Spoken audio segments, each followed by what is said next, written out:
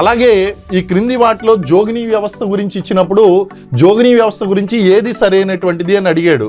జోగినిగా ముద్రపడినటువంటి మహిళల్లో అత్యధికులు సమాజంలో అట్టడుగు వర్గాలకు చెందినటువంటి వారే. మనం క్లాసులో కూడా చెప్పుకున్నాం, బుక్లో కూడా ఇచ్చాను. మనకి జోగిని సాంప్రదాయం అనేటువంటిది ఎస్సీల్లో ఎక్కువగా కనిపిస్తుంది, అందులో మాదిగ కులంలో ఎక్కువగా కనిపిస్తుంది అని మనం చెప్పుకున్నామండి. కాబట్టి స్టేట్మెంట్ 1 ఈజ్ కరెక్ట్. అలాగే యువతులను జోగిన్లుగా మార్చడానికి తల్లిదండ్రులు పేదరికంతో పాటు మూఢనమ్మకాలు, మత విశ్వాసాలు ప్రధాన కారణాలు. ఎస్, కారణం ఏంటంటే పేదరికం మాత్రమే కాదు, అంటే పుట్టినటువంటి బిడ్డ చనిపోతుందనో, ఊరికి అరిష్టం పట్టిందనో, సొంత తల్లిదండ్రులే తమ పిల్లల్ని జోగినిగా మార్చేటువంటి సాంప్రదాయం మనకు కనిపిస్తుంది. కాబట్టి మత విశ్వాసాలు అనేటువంటి స్టేట్మెంట్ కూడా కరెక్టు. కాబట్టి 2 స్టేట్మెంట్లు కూడా కరెక్టే. అయితే ఈ పద్ధతి 1957 సంవత్సరంలో నిషేధించబడింది అన్నారు.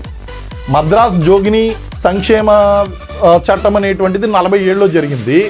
అయితే ఆంధ్రప్రదేశ్, ఉమ్మడి ఆంధ్రప్రదేశ్లో చూసినప్పుడు 1988 సంవత్సరంలో ఎన్టీ రామారావు గారి గవర్నమెంట్లో ఈ యొక్క చట్టం అనేటువంటి చేయడం జరిగింది. ఆంధ్రప్రదేశ్ జోగిని దేవదాసి నిషేధ చట్టం అనేటువంటిది అప్పుడు చేయబడిందండి.